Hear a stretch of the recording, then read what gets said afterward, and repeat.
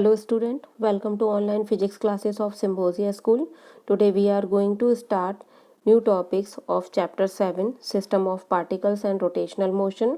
The topics are angular acceleration, torque, angular momentum, relation between torque and angular momentum, torque and angular momentum for a system of particles, conservation of angular momentum. Angular acceleration, angular acceleration जिस तरीके से आप linear acceleration के बारे में पढ़ चुके हैं। लीनियर एसेलरेशन क्या होता है? The time rate of change of linear velocity. उसी तरीके से यहाँ पर एंगुलर एसेलरेशन है, जब कोई बॉडी सर्कुलर मोशन या रोटेशनल मोशन करती है तो वो उसके जो उसकी एंगुलर वेलोसिटी है, उस एंगुलर वेलोसिटी में पर यूनिट टाइम पर कितना चेंज हो रहा है, इसको हम कहते हैं एंगुलर एसेलरेशन। और एंगुलर वेलोसिटी क्या होती है? एंगुलर वेलोसिटी होती है time rate of change of angular displacement, यानी कि सेंटर पर वो कितना एंगल डिस्प्लेस करता है। यहाँ पर सेंटर पर जो वो कितना एंगल डिस्प्लेस करता है, सपोज अगर वो एंगल डिस्प्लेस करता है डी थीटा, तो वहाँ पर उसकी एंगुलर जो वेलोसिटी है वो हो जाएगी एंगुलर डिस्प्लेसमेंट अपॉन टाइम, यानी कि D theta over D T. तो इसको हम क्या कहेंगे? D omega. इसी तरीके से जब हम इसको भी D omega over D T, यानी कि इसको या तो आप डिफ्रेंशिएट कर दीजिए या फिर आप time rate of change of angular velocity निकाल दीजिए, तो ये आपकी हो जाएगी angular acceleration. So angular acceleration equals to होता है अल्फा, इसको अल्फा से नोट करते हैं और ये एक वेक्टर क्वांटिटी है। So alpha equals to D omega over D T. Torque और moment of force. Torque basically क्या है? ये एक रोटेशनल फोर्स है। The rotational analogy of force is moment of force. It is also referred to as torque. So if a force act on a single particle at a point P whose position with respect to the origin O is given by the position vector R. Suppose करिए कि कोई भी particle जो है वो particle P है और उसका पोजीशन वेक्टर ऑरिजिन से कितना है? Vector R. The moment of force acting on the particle with respect to the origin is defined as the vector product. तो उस पर लगने वाला टॉर्क होगा the torque equals to product of force applied on the particle P and the perpendicular distance from the origin to the point. यानी कि ये एक वेक्टर प्रोडक्ट है। So torque vector equals to होता है vector R cross vector F. Cross यहाँ पर show कर रहा है कि ये हमारी जो क्वांटिटी है वो वेक्टर क्वांटिटी है और यहाँ पर क्रॉस प्रोडक्ट हो रहा है। तो जब हम इसे ओपन करेंगे तो टॉर्क इक्वल्स टू आ जाएगा आर एफ साइन थीटा। सो टॉर्क क्या है? टॉर्क एक मोमेंट ऑफ फोर्स है, यानी कि किसी भी ऑब्जेक्ट को अगर सपोज करिए कि ये ऑब्जेक्ट यहाँ पर ये एक एक्सिस से अटैच्ड है और ये इस तरीके का ऑब्जेक्ट है और ये एक्सिस के अलोंग विद रोटेट करने के लिए फ्री है। तो जब हम यहाँ पर फोर्स लगा रहे हैं इस डायरेक्शन में F, तो ये इस तरीके से रोटेट करने लगेगा। जब ये रोटेट करने लगेगा तो इस पर जो टॉर्क क्रिएट हो जाएगा वो टॉर्क होगा F क्रॉस R। और R क्या है? R उसकी रोटेशनल एक्सिस से उस पॉइंट पर, जिस पॉइंट पर हम फोर्स लगा रहे हैं उस पॉइंट तक का डिस्टेंस है। और यहाँ पर ये दोनों वेक्टर हैं और इनका जो प्रोडक्ट है वो भी हमें एक वेक्टर क्वांटिटी मिलता है। तो टॉर्क क्या है? टॉर्क एक वेक्टर क्वांटिटी है और टॉर्क का डायमेंशन वही डायमेंशन होता है जो कि आपका वर्क का डायमेंशन होता है ml/t-2। Its direction is given by right hand screw rule and is perpendicular to the plane containing R and F. और इसकी जो डायरेक्शन है वो राइट हैंड स्क्रू रूल से हम लोग निकाल सकते हैं और ये R और F जिस प्लेन में है उस प्लेन के परपेंडिकुलर होता है। एंगुलर मोमेंटम और moment of momentum. The rotational analogy of momentum is moment of momentum और angular momentum. It is similar as linear momentum. So it is the product of linear momentum and the perpendicular distance from the origin to the point. ये क्या है? ये उसी तरीके से होता है जिस तरीके से लीनियर मोमेंटम है। तो लीनियर मोमेंटम को हम शो करते हैं P equals to M V से। यहाँ पर इसको हम शो करेंगे कैपिटल L से, और ये एक प्रोडक्ट है लीनियर मोमेंटम का और ओरिजिन से जिस पार्टिकल पर हम फोर्स लगा रहे हैं उस फोर्स तक के डिस्टेंस का। So if a single particle at point P whose position with respect to the origin O is given by the position vector R। अगर सपोज यहाँ पर पॉइंट क्या है, पॉइंट P है जिसका कि पोजीशन वेक्टर ओरिजिन से वेक्टर R है। The angular momentum of the particle with respect to the origin is defined as the vector product. तो वहाँ पर उस पॉइंट का जो एंगुलर मोमेंटम होगा वो एंगुलर मोमेंटम होगा इस पॉइंट पर लीनियर मोमेंटम के और इस पॉइंट की ओरिजिन से डिस्टेंस के वेक्टर प्रोडक्ट के बराबर। So the angular momentum is the vector quantity, और ये एक वेक्टर क्वांटिटी है, इसको L से रिप्रेजेंट करते हैं। And when we open it so R P sine theta, यहाँ पर वेक्टर प्रोडक्ट या क्रॉस प्रोडक्ट है तो इसको ओपन करने पर क्या आ जाएगा, साइन थीटा आएगा। It's direction is given by the right hand screw rule and it is perpendicular to the plane containing R and P. और इसकी भी डायरेक्शन हम किससे देंगे, राइट हैंड रूल से देंगे, राइट हैंड स्क्रू रूल से। और ये आर और पी जिस प्लेन में है उस प्लेन के परपेंडिकुलर होगा। सपोज अगर हमारे पास ये एक प्लेन है और यहाँ पर ये आर है, ये पी है, तो जो टॉर्क हो जो एल होगा यानी कि जो एंगुलर मोमेंटम होगा वो इस आर और पी जिस प्लेन में है उस प्लेन के परपेंडिकुलर होगा, यानी कि परपेंडिकुलर टू द स्क्रीन होगा। Relation between torque and angular momentum. It is the rotational analogy of the relation between force and linear momentum. So, angular momentum is given by L equals to R cross P.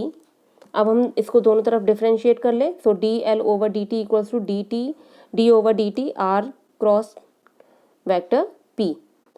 जब भी कोई भी ऐसी quantity जो कि आपकी multiply में है तो उस क्वांटिटी को डिफरेंशिएट करने के लिए हम पहले फर्स्ट वेरिएबल को डिफरेंशिएट करते हैं, उसके बाद सेकंड वेरिएबल को डिफरेंशिएट करते हैं।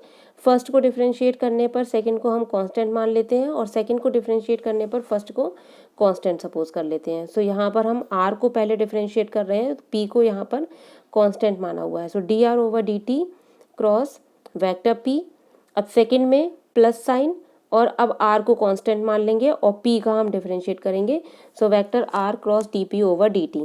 अब यहाँ पर D R over D T यानी कि डिस्प्लेसमेंट अपॉन टाइम, ये हो जाएगा आपकी वेलोसिटी, और पी क्या है, लीनियर मोमेंटम। सो उसकी वैल्यू हमने रख दी है M V. D P over D T इसको एज इट इज़ लिखा है। सो यहाँ पर एम कॉमन ले लिया और वी क्रॉस वी, ये आपका आ गया वी क्रॉस वी, इसको आप एज इट इज़ लिखने दें। तो वी क्रॉस वी की वैल्यू आपकी 0 हो जाएगी and D P over D T. अब ये क्या है आपका change in momentum upon time, और change in momentum upon time क्या होता है, न्यूटन के सेकंड लॉ के अकॉर्डिंग ये होता है फोर्स। सो ये आपका आ गया आर क्रॉस एफ, और आर क्रॉस एफ हम पहले पढ़ चुके हैं, ये क्या होता है, ये होता है torque. So D L over D T equals to torque. So it is the relation between the torque and angular momentum. So when we differentiate angular momentum, it is equals to the torque. Torque and angular momentum of a system of particle. For a system of n particles, suppose कर लिया हमने कि एक जो system है उसमें n particles हैं और उस पूरे सिस्टम का जो एंगुलर मोमेंटम होगा वो हर एक पार्टिकल के एंगुलर मोमेंटम के वेक्टर सम के बराबर है। So L equals to L1 plus L2 plus dash dash Ln, where L1 is the angular momentum of the first particle, L2 is the angular momentum of the second particle, and Ln is the angular momentum of the nth particle. So we can write it vector L equals to sigma I equals to 1 to n Li. The angular momentum of the ith particle is given by, अब ith particle का जो angular momentum होगा वो क्या हो जाएगा, vector R I cross vector P I, where R I क्या है, पोजीशन वेक्टर है ith पार्टिकल का with respect to the given origin, and P I क्या है, linear momentum of the particle है। So this is a generalisation of the definition of angular momentum of a single particle to a system of particle. So now we can differentiate it. So dl over dt equals to d over dt sigma I equals to 1 to n li, और dl over dt equals to sigma I equals to 1 to n d over dt li. अब इसको हम जब d L I over D T करेंगे तो ये आपका क्या आ जाएगा, ये आपका आ जाएगा टॉर्क के बराबर. So that is equals to torque I, where torque I is the torque of ith particle, और torque equals to sigma I equals to 1 to n torque ith particle. So यहाँ पर ये रिलेशन आ जाएगा, यानी कि पूरे सिस्टम में अगर आपके n पार्टिकल हैं तो हर एक सिस्टम का, हर एक पार्टिकल का टॉर्क का सम पूरे सिस्टम के टॉर्क के इक्वल होगा. So where torque I is the torque of the ith particle. So torque I equals to R I vector cross F I vector. The force F I on the ith particle is the vector sum of external force. अब यहाँ पर जो force है जो कि ith particle पर लग रहा है, वो फोर्स उस पार्टिकल पर वेक्टर सम यानी कि एक्सटर्नल फोर्सेस के वेक्टर सम के बराबर और इंटरनल फोर्सेस के वेक्टर सम के बराबर है. सो टॉर्क आई को हम लिख सकते हैं torque external plus torque internal. ठीक है, अब टॉर्क एक्सटर्नल क्या हो जाएगा, position vector cross force external, and torque internal क्या हो जाएगा, position vector internal into force internal. So the forces between the two particles are not only equal and opposite but also are directed along the line joining to the particle. यानी कि जहाँ पर एक दूसरे particle पर जो force लगेंगे वो फोर्स इक्वल भी होंगे, अपोजिट भी होंगे, और उसके साथ साथ उन दोनों पार्टिकल्स को जोड़ने वाली लाइन के अलॉन्ग विद होंगे. So if internal torque is zero, अगर हम सपोज कर लें कि इंटरनल टॉर्क ज़ीरो है, देन जो टोटल टॉर्क आ जाएगा वो एक्सटर्नल टॉर्क के बराबर आ जाएगा. अब टोटल टॉर्क को हम लिख सकते हैं D L over D T, differentiation of angular momentum. So ये आपका टॉर्क एक्सटर्नल के बराबर हो जाएगा. सो दस the time rate of change of total angular momentum, इसको हम क्या बोल सकते हैं, इसको स्टेटमेंट के तौर पर हम लिख सकते हैं the time rate of change of total angular momentum of a system of particles about a point is equal to the sum of the external torque acting on the system taken about the same point. यानी कि एक system जिसमें कि n particles हैं, उस पूरे system का जो एंगुलर मोमेंटम है उसका अगर हम rate of change of angular momentum निकालें, यानी कि पर यूनिट टाइम पर कितना एंगुलर मोमेंटम है उसमें, तो उसका पर यूनिट टाइम पर एंगुलर मोमेंटम उस सिस्टम में पार्टिकल्स पर एक्सटर्नल टॉर्क के सम के इक्वल है. Conservation of angular momentum, as we know dl over dt equals to torque external. if torque external, अगर हम एक्सटर्नल टॉर्क को ज़ीरो मान लें, यानी कि जो भी उस पर टॉर्क एक्सटर्नल क्या होता है, vector r cross vector f, अगर हम जो वेक्टर f है यानी कि जो फोर्स एक्सटर्नल है उसी को ज़ीरो मान लें कि हम उस जो बॉडी है एन सिस्टम की उस पर कोई भी फोर्स अप्लाई नहीं कर रहे हैं, एक्सटर्नल फोर्स ज़ीरो है, देन टॉर्क एक्सटर्नल ज़ीरो हो जाएगा, then D L over D T क्या आ जाएगा, ज़ीरो आ जाएगा, and D L over D T zero आ जाएगा, देन डी एल ज़ीरो आ जाएगा. अब डी एल ज़ीरो आ जाएगा तो इसका मतलब है एल क्या है, कांस्टेंट है. देखिए यहाँ से ये जो होता है आपका टॉर्क एक्सटर्नल, ये होता है आपका आर इंटू एफ एक्सटर्नल. अगर एफ एक्सटर्नल को ज़ीरो सपोज कर लें तो वहाँ पर टॉर्क एक्सटर्नल कितना हो जाएगा, ज़ीरो हो जाएगा. टॉर्क एक्सटर्नल ज़ीरो हो जाएगा, then D L over D T equals to zero. इसका मतलब है D L equals to zero, और D L equals to zero तो दोनों तरफ का जब हम इंटीग्रेशन करेंगे तो ये आ जाएगा एल इक्वल्स टू कॉन्स्टेंट. सो इसका क्या मतलब है, if the total external torque on a system of particle zero, अगर पूरे सिस्टम ऑफ पार्टिकल्स पर एन सिस्टम, एन पार्टिकल्स का अगर एक सिस्टम बनाया हुआ है और उस सिस्टम पर कोई भी फोर्स नहीं लग रहा है, इसका मतलब है उस पर टोटल जो एक्सटर्नल टॉर्क है वो क्या है, ज़ीरो है, कोई भी एक्सटर्नल टॉर्क नहीं लग रहा है, तो उस कंडीशन में उसका एंगुलर मोमेंटम क्या रहता है, कंजर्व रहता है।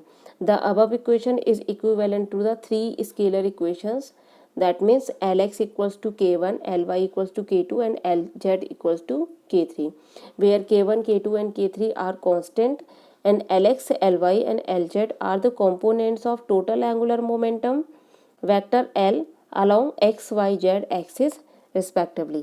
सो यहाँ से हमें ये पता चला है कि किसी भी सिस्टम पर अगर फोर्स ज़ीरो है, इसका मतलब है उस पर टॉर्क ज़ीरो है, और टॉर्क ज़ीरो है तो उस सिस्टम का एंगुलर मोमेंटम क्या रहेगा, कंजर्व रहेगा। Thank you.